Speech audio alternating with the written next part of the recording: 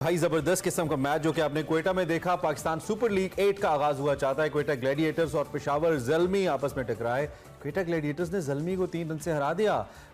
एक नुमाइशी मैच था लेकिन बहुत ज़बरदस्त एंटरटेनमेंट थी। ज़ल्मी की कप्तान बाबर आजम है और ज़ल्मी ने यह पहला मैच खेला है बाबर आजम की क़यादत में। बाबर आजम अपनी फतूहात का सिलसिला ज़ल्मी में ले आए, ये भी हम कह सकते हैं। खैर टॉस जीता जी क्वेटा ग्लैडिएटर्स के खिलाफ पहले फील्डिंग का फैसला किया गया और क्वेटा ग्लैडिएटर्स ने पहले खेलते हुए 20 ओवर्स में 185 रन का हदफ दिया।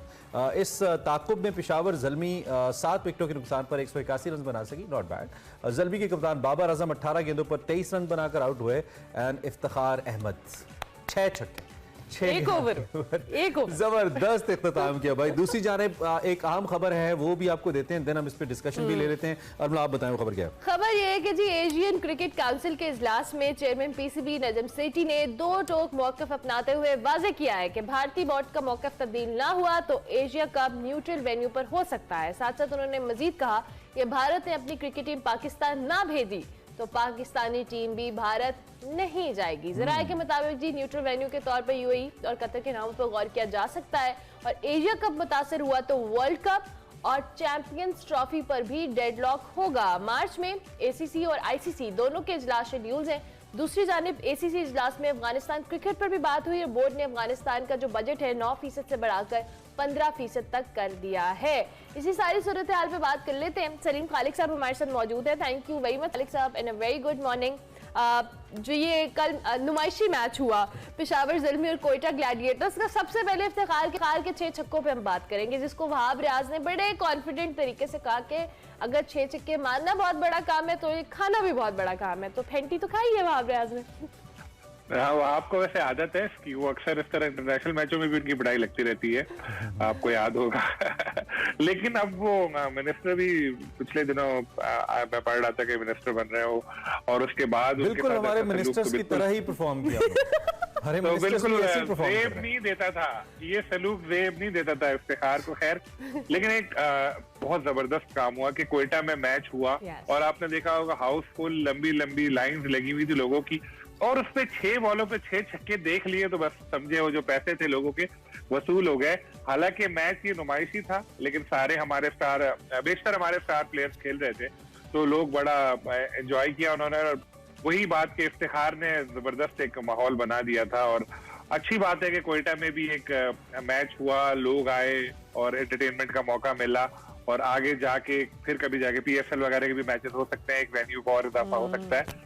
तो बस मैं तो कहता सबसे अच्छी बात यही है कि वहां पे मैच हो गया और लोग एंटरटेन हुए। So how is the wicket and crowd response? ये अच्छा, वैसे बड़ा हाई स्कोरिंग मैच ही हुआ है, अच्छा स्कोर बना है। तो आप क्राउड रिस्पांस कैसा देखा आपने सलीम भाई? क्योंकि हम तो क्वेटा बेचारा वैसे ही बहुत कम अच्छी खबरों की वजह से जैसा आता है, हालांकि बहुत ही खूबसूरत शहर है और बहुत खूबसूरत लोकेशन है और लोग भी बहुत जबरदस्त हैं, बड़ी वाइब्रेंट किस्म की आवाम है। तो आपने कल रिस्पॉन्स कैसा देखा क्राउड का? अमेजिंग, बिल्कुल। मैं भी टेलीविजन पे मैच देख रहा था तो मैं देख रहा था किस तरह लोग खुश हो रहे थे।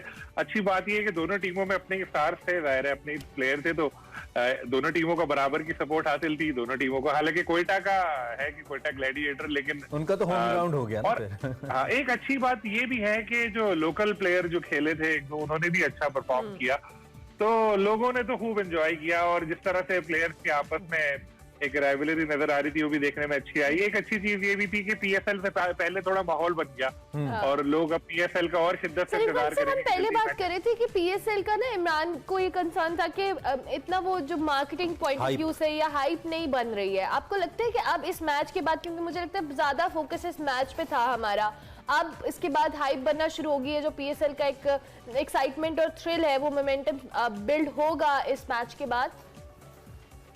इमरान का कंसर्न बिल्कुल ठीक है क्योंकि ये हमारे यहाँ हमेशा यही होता है कि हम लोग बस बाय डिफॉल्ट चल रहे होते हैं कि हो रही होती है, बस चीजें होती रहेंगी, फॉर ग्रांटेड लेते हैं चीजों को कि भाई पीएसएल है, हो जाएगी, अच्छी हो जाएगी।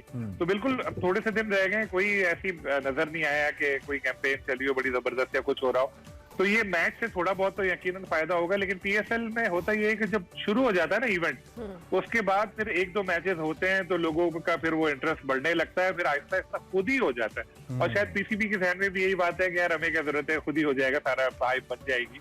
तो इसलिए इतना इवेंट से पहले देखते हैं क्या होता है। चलें अब जरा दूसरी मेन खबर की तरफ आए ना, ये भी मेन ही खबर है लेकिन वो जो पाकिस्तान वर्सेस इंडिया है पाकिस्तान वर्सेस इंडिया हमेशा से कंट्रोवर्सीज तो रहती हैं। नजम सेठी साहब ने कल बात की और ये इंडिया पहले रमीज ने भी दिया था, लेकिन शायद रमीज थोड़े से क्या उन्हें कहना चाहिए, फ्लेक्सिबल थे, मुझे ऐसा लगता है। लेकिन सेठी साहब ने पहले तो इसको टोटली गवर्नमेंट के ऊपर डाला था, आई रिमेंबर कि जी गवर्नमेंट्स चाहेंगी तो खेल लेंगे, नहीं चाहेंगी तो नहीं खेलेंगे। लगता है कि गवर्नमेंट ने नहीं चाहा या ऐसा कोई इशारा उनको मिला है। ये जो स्टेटमेंट नजम सेठी साहब चेयरमैन ने दी है, आप इस पर क्या कहेंगे?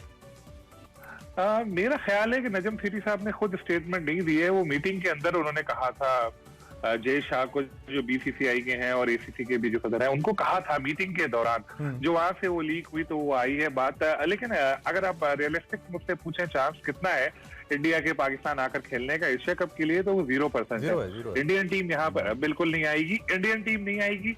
लेकिन अगर पाकिस्तान ने अपनी मेजबानी खो दी तो फिर तो जो हम चैंपियंस ट्रॉफी कराने वाले हैं उस वक्त भी इंडिया बोलेगा हम नहीं आ रहे, फिर क्या होगा? फिर ये इशू चलता रहेगा। तो वंस फॉर ऑल इसको हल होना चाहिए, जिसके लिए नजम सेठी ने बात की। ये भी तो नहीं हो सकता ना कि हम चले जाएं और वो फिर ना आए, ये भी तो फिर गलत है। देखिए, दो चीजें है ना, फर्क है हमारी और इंडियंस की मेंटालिटी में, बहुत ज्यादा फर्क है। हम लोग खेल में सियासत लेके नहीं आते।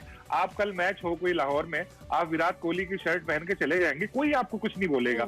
इंडिया में कोई मैच हो, वो बाबर आजम के नाम की कैप पहन के भी जाएगा तो उसको मारेंगे पकड़ के लोग वहां पर। तो ये सोच का भी फर्क है ना, हम लोग इतना करते नहीं है। लेकिन हमारी टीम सलीम भाई, फिर आईसीसी का क्या रोल है? देखें, अथॉरिटीज इसीलिए होती है ना, काउंसिल्स इसीलिए होती हैं कि वो रेगुलेशंस बनाती हैं, उन रूल्स के ऊपर ममालिक को चलना पड़ता है। फिर भारत ये चौधराहट हमें तो ना दिखाए, सारी रिस्पॉन्सिबिलिटी पाकिस्तान ने तो नहीं लेनी, और पाकिस्तान ने रिस्पॉन्सिबिलिटी ली है। हम न्यूट्रल वेन्यूज पे खेले हैं, इससे पहले पाकिस्तान ने ये स्टैंड नहीं लिया है, बट इट फील्स लाइक कि इंडिया फॉर ग्रांटेड लेता है हमें। तो फिर कहीं ना कहीं आईसीसी को रोल प्ले करना चाहिए ना, कि चलें हम कुछ फ्लेक्सिबिलिटी हम दिखा रहे हैं कि हम ये नहीं करते कि हम खेलते ही नहीं है, हम न्यूट्रल वेन्यू पे खेलते हैं, उनको भी फिर कन्विंस करें। आईसीसी का भी तो रोल बनता है इस पे।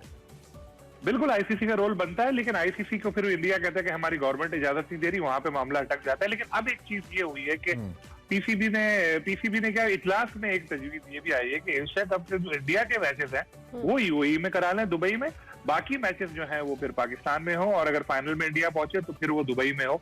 अखराजात तो बढ़ेंगे, लेकिन एक ये तरीका है। फिर यही फॉर्मूला जो है फिर वो चैंपियंस ट्रॉफी में भी चल सकता है। हो सकता है पाकिस्तान भी फिर वर्ल्ड कप में बोले कि हम अपनी टीम इंडिया नहीं भेज रहे, हमारा मैच भी आप जो है वो इंडिया के साथ वो दुबई में कराओ।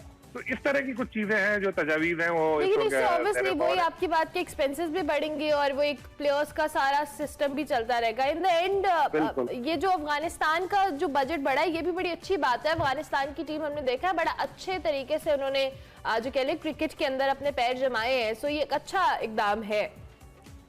बिल्कुल, पहले तो देखें, अब अफगानिस्तान भी जो है वो टेस्ट नेशन है तो उसको ज़ाहिर मिल सकता है तो पैसा। अब ऐसा हुआ है कि जितने भी मेंबर है एसीसी की, जो रेवेन्यू है वो शेयरिंग यकसा होगी, यानी जो पाकिस्तान को मिल रहा है, जो इंडिया को मिल रहा है, अफगानिस्तान को भी वही मिलेगा, श्रीलंका को भी वही मिलेगा, बांग्लादेश को भी वही मिलेगा।